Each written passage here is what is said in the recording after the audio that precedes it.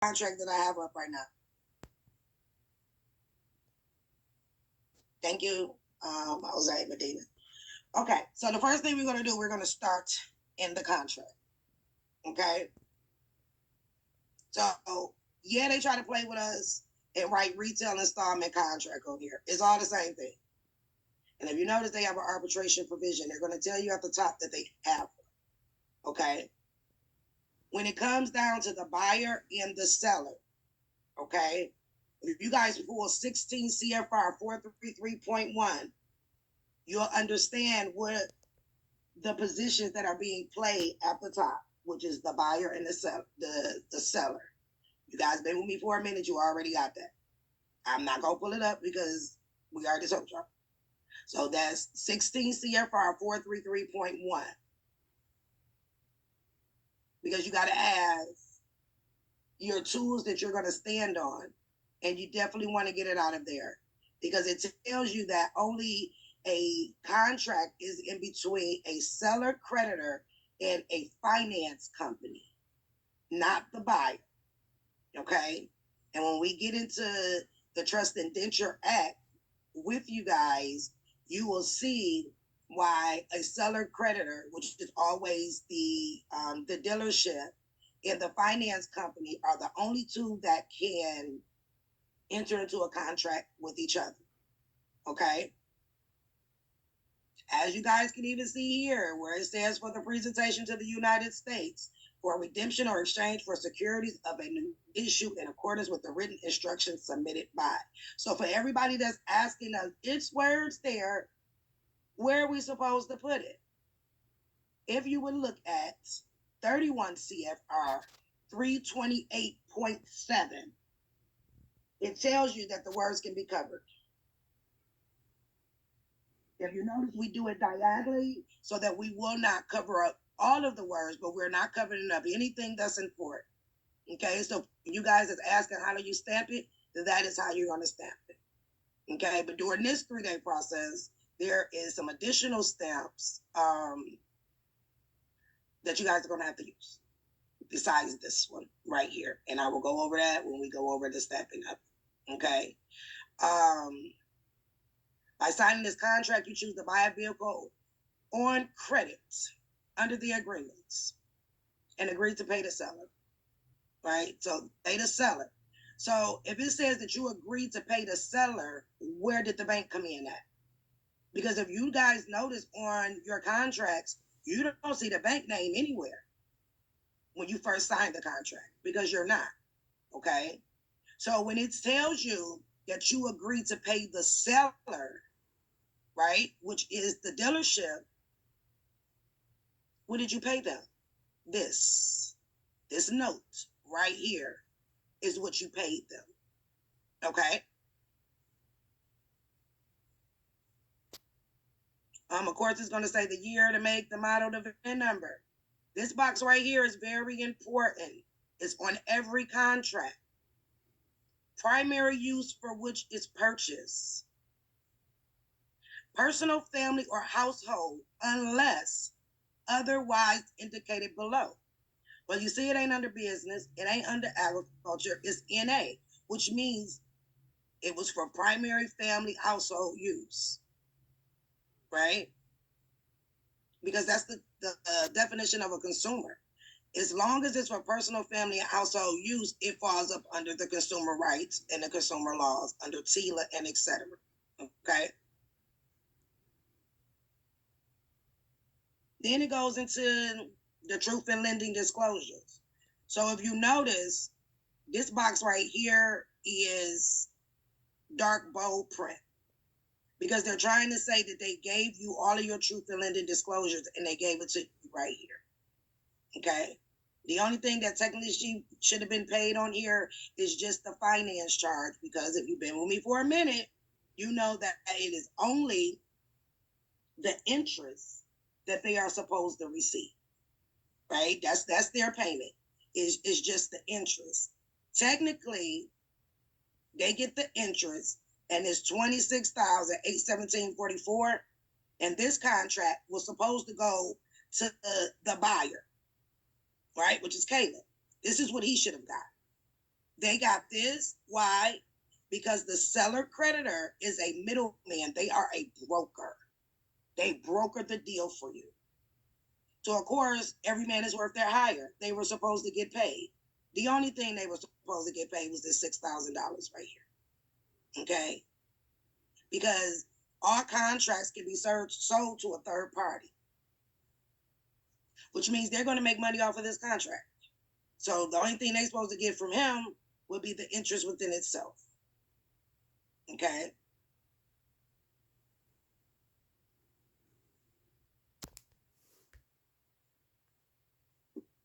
And of course, it goes down to your payments and etc. because they have to give you the truth and lending disclosures. So they put that amount on there.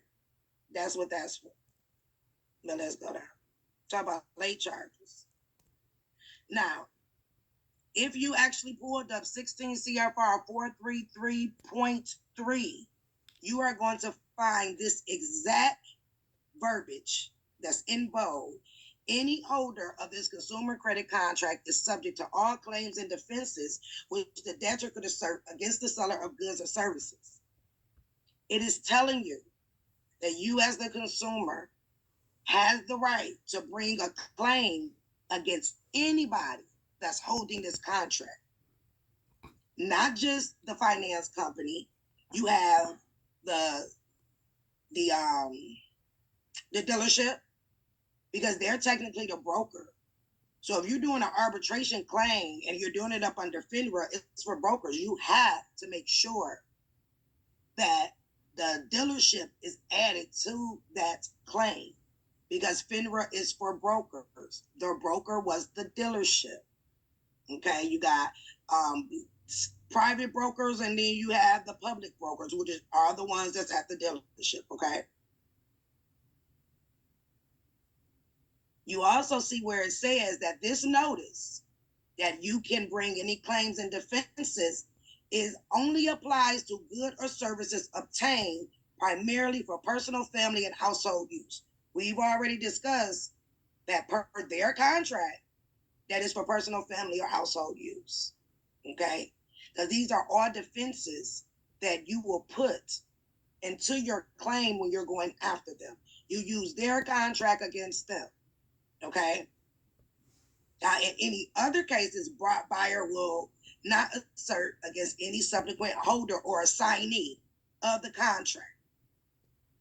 Any claims or defenses the buyer, which it says the debtor, may have against the seller. If you notice right here, they say subsequent holder or assignee of this contract. We know that they sell the contract.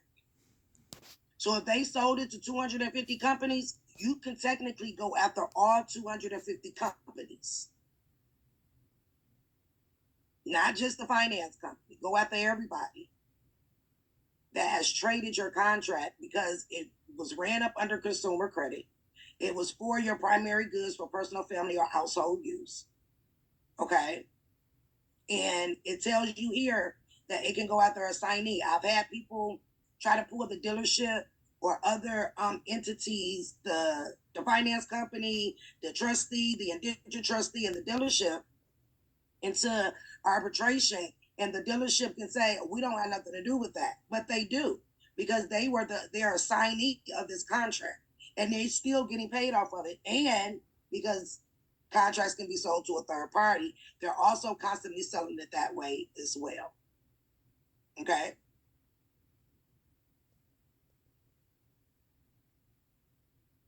And if you have any particular protections or things like that, they are also considered a holder or assignee there as well. Okay? If you notice on the contract here, they're saying that you agreed to arbitrate, which is on page 6.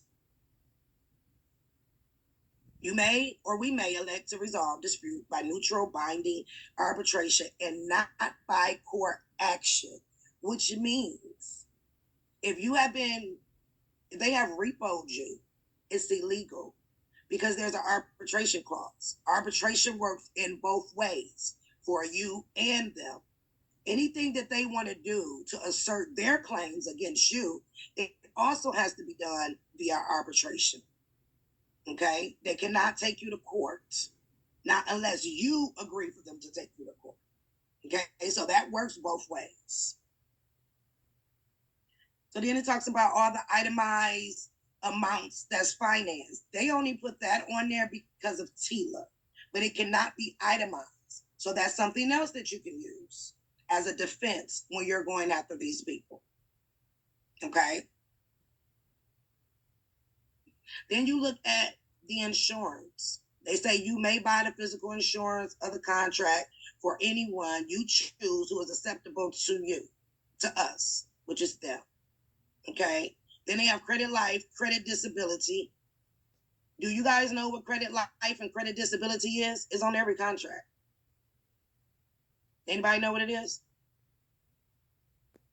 Most of you guys, when you do these contracts, you do not select that. But whether you select it or not, the dealership and the finance company has credit life on you. They also have credit disability on you. So what that means is when you pass away, and it could be 50 years after this contract was written, the reason why they have you put an ad in the newspaper, you know, they make you do the public notice in the newspaper when someone passed away. That is their proof legally to be able to collect on the insurance for the credit life. So now they've gotten paid again. When you're in the process of rescinding your security interest, make sure you put that you are rescinding them, the dealership, the finance company, from being the beneficiary of your credit life. That should go to your people, not to them. But you don't know that you signed it away to them. Okay? So when you guys are doing your letters, which during this 3-day process we will show you and provide you with a reference. I don't want to call it a template. I'm going to call it a reference sheet. So when you guys are creating your paperwork, you know to add that in there as well. So that way they are not getting paid if something happens, even when it comes to disability, because most people don't know that if you become disabled, you can get your debt discharged from that as well because you became disabled and they already got the insurance for it.